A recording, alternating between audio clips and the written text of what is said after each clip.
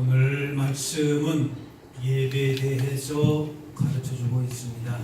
1절에 영광과 능력을 여호와께 돌릴지어다 말씀하셨습니다. 이 말을 우리말로 적용을 하게 되면은 예배하고 또 예배하라.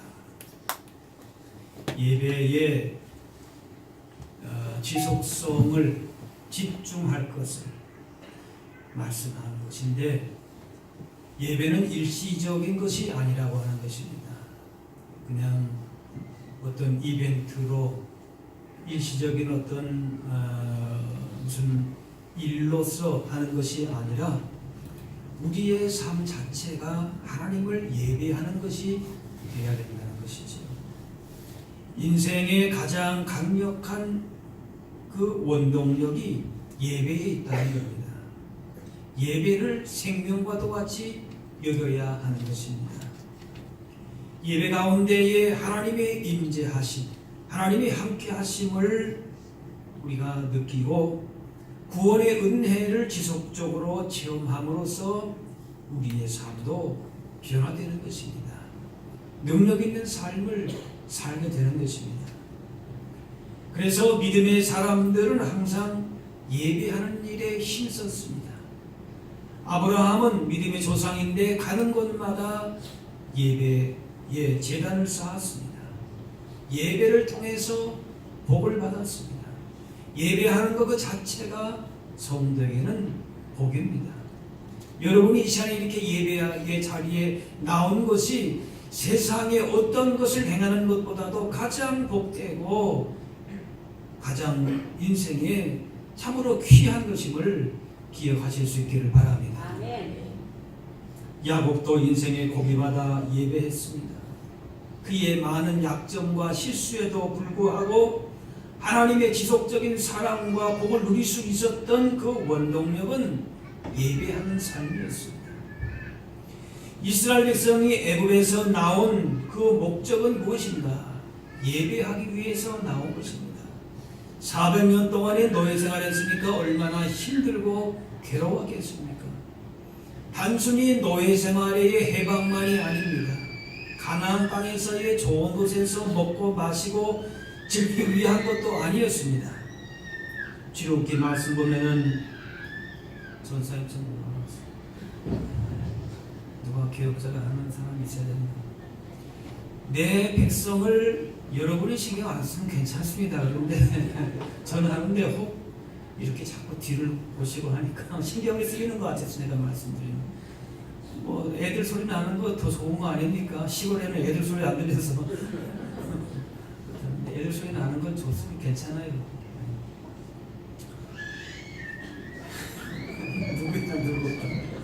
누가 그랬겠어?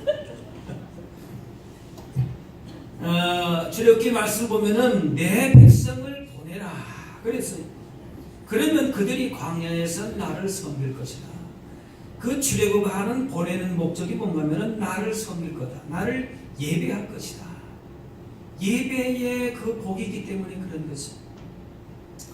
애굽의 바로가 모세에게 너희 그렇게 왜 나가려고 하느냐 이렇게 물었습니다. 그러니까 모세가 그저 노예 생활 때문에 고향이 그리워서 고향에서 묻히기 위해서 그게 아니라 하나님께 예배하기를 원한다. 하나님이 그렇게 모세에게 가르쳐 주셨지요. 거기서 그 땅에서 하나님을 섬기기 위해서다. 하나님이 우리를 부르시고 구원하신 목적도 마찬가지입니다. 우리를 만드시고 구원하신 목적도 다른 것이 여러 가지 말할 수 있겠지만 가장 최고의 목적은 뭔가면은 하나님을 예배하고 섬기기 위해서 우리를 만드시고 구원하시고 부르신 것입니다. 그렇기 때문에 예배가 없는 신앙생활 있을 수가 없습니다. 예배가 소홀해졌다, 예배가 쇠퇴해졌다, 신앙이 소홀해진 겁니다. 신앙이 쇠퇴한 겁니다. 예배를 쉬거나 포기하는 것은 가장 값진 영적인 가치를 내려놓는 일입니다. 그래 2절에 여호와께 그의 이름에 합당한 영광을 돌리며 우리의 예배의 대상은 그 누구도 아니에요. 누구 눈치 보고 상황에 따라서 예배하는 거 아니에요. 하나님 앞에 예배하는 것이 하나님이 우리 예배의 대상이십니다. 그렇기 때문에 우리의 예배가 복되고 아름답고 의미가 있는 것입니다. 예배의 가치는 우리 편에서 결정되어지는 것이 아닙니다. 오늘 찬양대가 찬양을 잘 해주었는데 찬양대의 찬양이 잘 되어지고 또 오늘 말씀이 나에게 은혜가 되고 또 교회가 잘 이렇게 깨끗하게 정돈이 되고 그런 것도 물론 귀하지만은 우리 편에 의해서 예배의 가치가 그 등급이 결정되는 것이 아니라 우리의 조건이 좋아서가 아니라 하나님을 따라합시다. 하나님을 예배하기 때문입니다. 그렇기 때문에 예배가 복 있는 것이고 아름다운 것인 줄로 믿습니다. 여러분이 혹 아픈 몸으로 고통 가운데에 초라한 모습으로 예배한다 할지라도 하나님 앞에 드린다라고 하는 그 가치를 분명히 알고 드리는 그 예배에 복이 있고 아름다운 향기가 있는 것입니다. 전적으로 하나님만 바라보고 의지하고 예배할 때에 그것이 우리에게 복이 되고 힘이 되는 것입니다.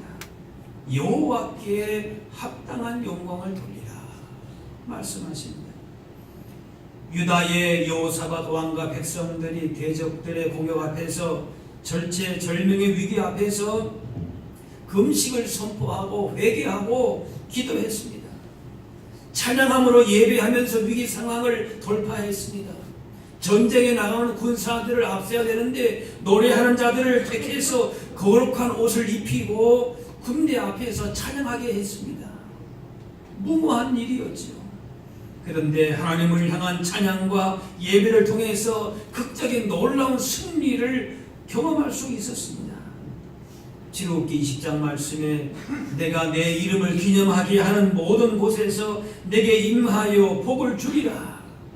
내 이름을 여호와의 이름 하나님의 이름을 높이는 곳에 찬양하는 곳에 경배하는 곳에 그곳에 내게 임하여 복을 주리라. 할렐루야. 하나님이 임하시면 우리에게 복이에요. 그것이 기쁨이에요. 그게 예배의 능력입니다. 하나님이 우리와 함께 하시니 그게 내게 복이라 하지 않았습니까? 하나님을 향해 예배하는 곳에 하나님이 친히 임재하여 주셔서 복을 주십니다.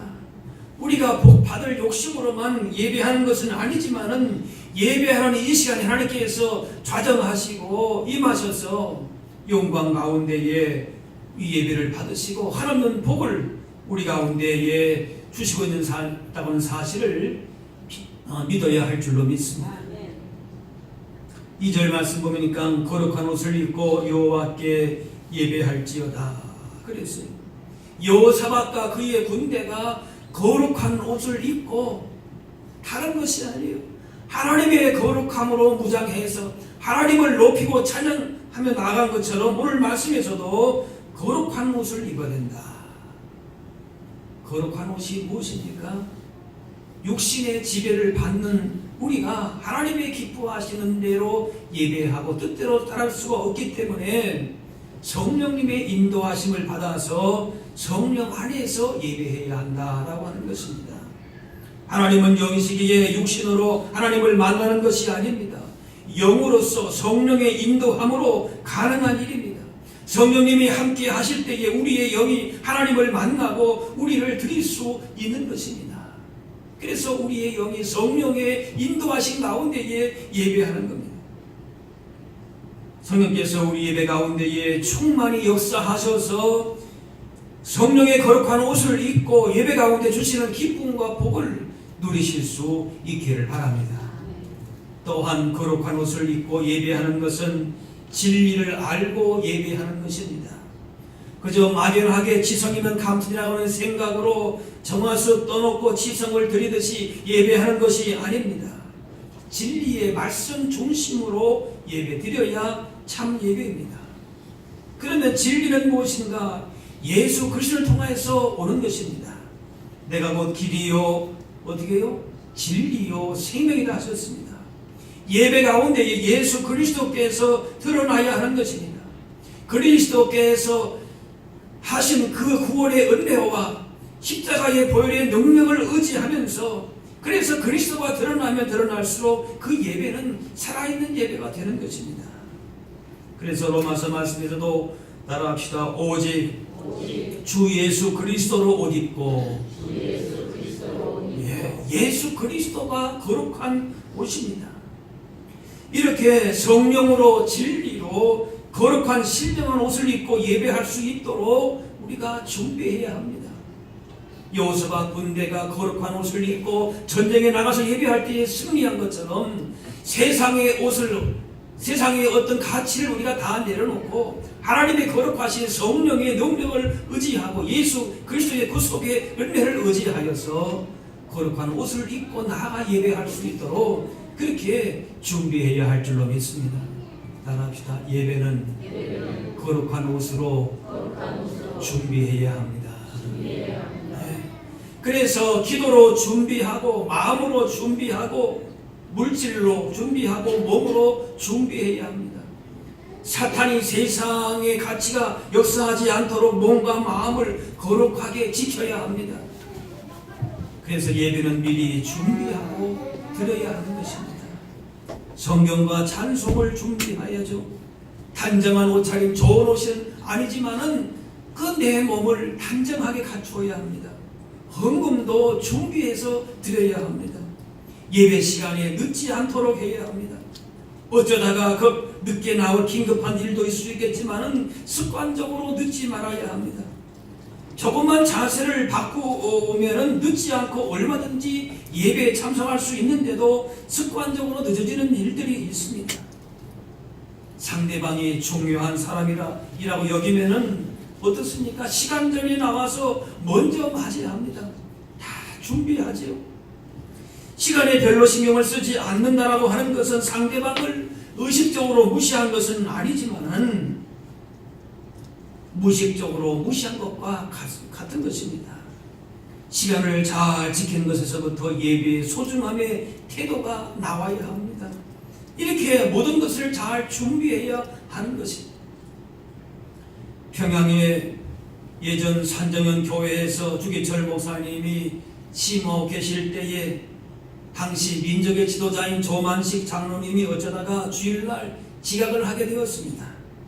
허겁지겁 예배당 문을 열고 들어오는데 주기철 목사님이 강단에서 장로님 그 자리에 서십시오 그렇게 했습니다. 그래 그 장로님이 그 전 교인들 보는 앞에서 서서 예배를 드렸다고 합니다. 그 장로님은 여러분 아시는 대로 오산학교의 나라의 지도자를 배출했던 오산학교의 교장이시고 주기철 목사님은 오산학교의 학생이었습니다. 그 장로님은 예배가 끝나고 오히려 목사님 앞에서 정중히 사과를 했습니다. 내가 본을 보여야 되는데 그렇지 못했습니다. 또 목사님은 그 장로님에게 죄송합니다. 그렇지만 장로님이 지각을 하는 것을 교인들이 본받는다면 그 얼마나 잘못한 일입니까? 그래서 제가 가혹하게 벌을 내렸습니다. 서로 그렇게 미안하다 죄송하다 얘기를 했다고 합니다. 예배의 중요성을 인식하고 예배를 통해서 받는 은혜와 복이 중요하다는 사실을 아는 사람은 이렇게 모든 면에서 준비합니다. 특히 기도의 준비가 필요합니다. 예배 가운데에 은혜 받기 위해서 기도해야 합니다. 주님 앞에 합당한 거룩한 옷을 입고 나아갈 수 있도록 기도해야 합니다. 설교자를 위해서도 기도해야 할 것입니다. 설교자만 위해서 기도하는 것이 아니라 설교자를 통해서 자신이 은혜 받기 위해서 사실은 기도하는 것이지요. 또 예배 순서를 맡은 모든 분들을 위해서 미리미리 기도하는 것입니다. 예배에 참여하는 모든 성도를 위해서 기도해야 합니다. 내가 알고 있는 저 성도가 지금 이런 고난을 당하고 있는데 이 고난 가운데 예배 가운데 하나님께서 힘을 주시고 은혜를 주셔서 다시 한번 새 힘을 얻게 주옵소서. 그렇게 서로가 은혜를 받을 수 있도록 그렇게 기도할 때 결국 그 기도는 결국 자신이 은혜 받는 응답으로 돌아오게 되는 것입니다. 서로 은혜 받도록 예배를 위해서 기도하는 그 심령은 이미 은혜를 받은 것이나 다름이 없는 것이지요. 또한 거룩한 옷이라고 하는 것은 엿새 동안에 만들어지는 옷입니다. 그저 하루에 그날 와서 그 옷을 준비한 것이 아니라 엿새 동안에 만들어지는 옷이 거룩한 옷입니다. 매일매일 예배를 위해서 준비하며 거룩한 옷을 준비하는 것입니다. 엿새 동안 하나님 앞에서 입고 나아갈 거룩한 옷을 지우면서 살 때에 아름다운 예배가 이루어지게 될 줄로 믿습니다. 창세기 35장에 보게 되면은 야곱이 자기 집안 사람들에게 그렇게 얘기합니다. 너희 중에 있는 이방 신상들을 버리고 자신을 정결하게 하고 너희들의 의복을 바꾸어 입으라 그랬습니다. 한번 따라 하실까요? 의복을 바꾸어 입으라. 예.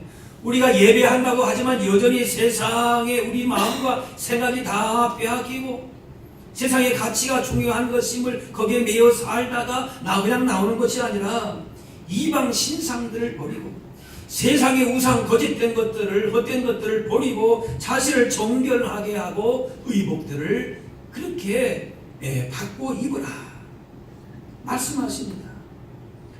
세상의 가치관을 가지고 사는 것이 우리에게는 맞지 않는 불편한 옷이 되어야 합니다. 그 옷을 그대로 입고 오지 말고 성령님의 충만케 하심과 하나님의 말씀 예수 그리스도의 의의 옷이 우리 가운데 잘 맞고 편해야 그 옷을 입고 주님 앞에 예배해야 할 줄로 믿습니다. 하나님보다 더 사랑하는 우리 안에 있는 우상은 버리고 하나님만을 온전히 섬길 수 있는 거룩한 옷을 입고 살다가 이 거룩한 옷을 가지고 그렇게 입고서 주님 앞에 예배하는 예배자가 되어야 할 줄로 믿습니다. 예배한다라고 하는 말은 구약의 용어로 보게 되면 희생 제물을 드린다 그런 의미가 있습니다. 양이나 짐승을 죽여서 희생 제물이 되게 한다는 말이지. 예배는 희생이 있어야 합니다. 따라할까요? 예배는 희생이 있어야 합니다. 예. 물질로 희생하고 시간으로 희생하고 몸으로 희생해야 하는 것이고 내 생명을 다 주님 앞에 드리는 그러한 희생의 각오가 되어 있어야 된다 그 말씀입니다. 최선을 다해서 마음과 뜻과 힘을 다해서 예배하는 것. 왜? 그만큼 예배에 가치가 있기 때문에 그런 것이고 하나님이 그것을 받으시기를 원하시기 때문에 그런 것이죠. 그래서 예배는 모든 순서에 최선을 다해서 마음과 뜻을 다해서 집중력을 가지고 드려야 하는 것입니다. 그래서 세상에 어떻게 우리가 노동 일하는 것보다도 예배는 이 한 시간에 정말 전심전력해서 하나님을 향하여서 온 마음으로 온 몸으로 자신의 가진 것을 주님 앞에 내어놓고 예배하실 수 있게 되기를 바랍니다. 그래서 잠언 8장 말씀에 나를 사랑하는 자들이 나의 사랑을 입으며 나를 간절히 찾는 자가 나를 만날 것이니라 그랬습니다. 하나님을 간절히 찾는 자가 하나님을 만나게 됩니다. 그래서 우리는 모든 예배에서 최선을 다해서 참여해야 하는 것입니다. 집중력을 갖고 드리는 한 시간의 예배가 한 주간의 삶을 은혜의 자리로 인도하는 것입니다. 그래서 예배에 성공해야 우리의 한 주간의 삶이 혹은 우리의 평생의 삶이 성공이요 복이 되게 될 줄로 믿습니다. 따라합시다. 예배에 먼저 성공해야 합니다. 예. 이 예배 시간에 내 마음의 감동과 결단과 은혜가 내 마음을 사로잡는 한마디의 말씀이 내 삶을 부유하게 하고 강건하게 하는 것입니다. 절대 예배의 방관자가 되지 말아야 합니다. 하나님은 우리 각자의 예배를 받으시기 원하십니다. 어느 누구도 예배 구경꾼으로 있지 말아야 하는 것입니다.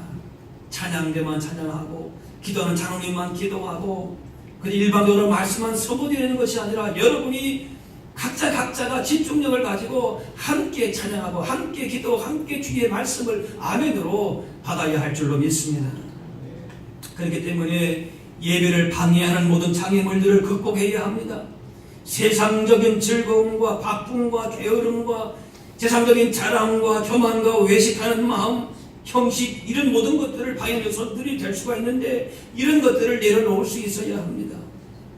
예배는 먼저 하나님 앞에 우리의 마음을 집중하는 것입니다. 하나님과의 만남에 대한 설렘과 기대가 있어야 합니다. 그래서 예배에 대한 근본적인 관심과 열정은 따라합시다. 하나님을 만나는 것입니다. 너무나도 당연한 거 아닙니까? 그런데 너무나도 당연한데 그런 것이지만 너무나 쉽게 이러한 기본적인 기대를 갖지 못한 채에 예배에 임할 때가 많다는 것이,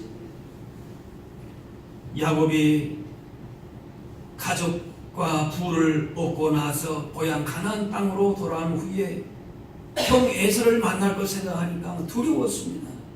그래서 베델로 올라가야 되는데 하나님과의 그 만남을 가졌던 베델로 올라가지를 않았습니다. 그 결과 야곱과 그의 가족에게 위기가 닥쳤습니다. 다른 게 위기가 아니에요. 따라합시다. 하나님 앞에 예배를 잃어버렸을 때 위기입니다. 네. 야곱이 그 가족을 홀로 그렇게 피신해 갔는데 가족을 얻었지요. 부와 재물을 다 얻었지요.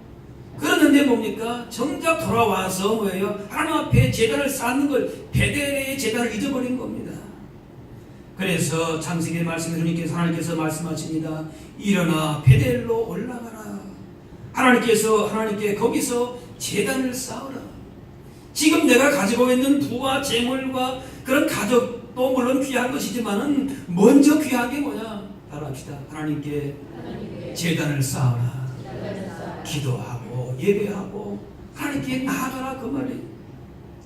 그래서 야곱이 베델로 올라가 제단을 쌓았습니다.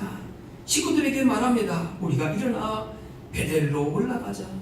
내 환난 날에 내게 응답하시며 내가 가는 길에서 나와 함께 하신 하나님께 내가 거기서 제단을 쌓으려 하노라.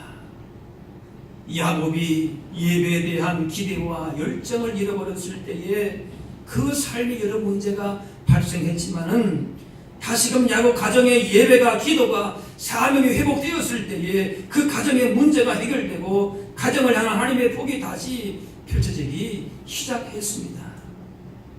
위기가 올수록, 어려울 때일수록 예배를 소홀히 하지 말아야 합니다. 문제를 이길 힘도 예배를 회복하는 데 있습니다. 위기에 처할 때 우리가 먼저 할 일은 하나님을 다시 만나는 일입니다. 예배를 회복하는 일입니다. 다른 데서 찾지 말고 예배를 회복할 수 있기를 바랍니다. 다른 어떤 것보다도 살아있는 예배를 드릴 때에 우리의 영혼이 삽니다. 아브라함 그래서 가는 곳마다 제단을 쌓았습니다. 다윗도 수많은 고난 속에서 예배를 통해서 삶의 복을 누렸습니다. 예배자에게 주시는 복이 그 어떤 것보다도 가장 귀한 것이지.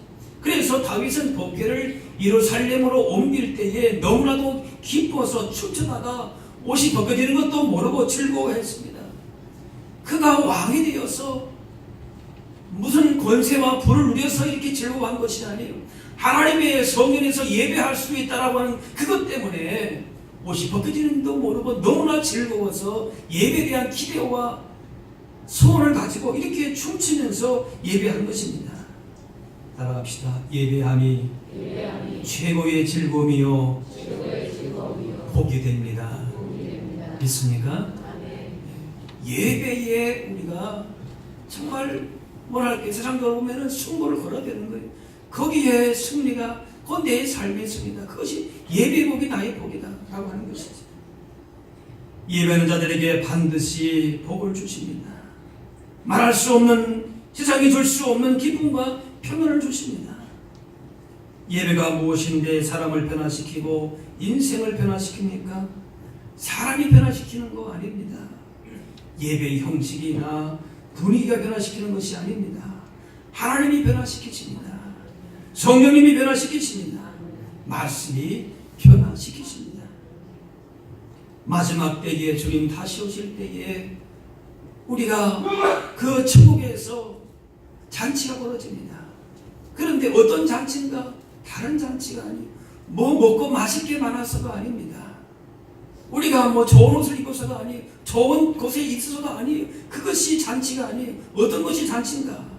계시록 말씀 보면은 구원하심이 보좌에 앉으신 우리 하나님과 어린 양에게 있도다.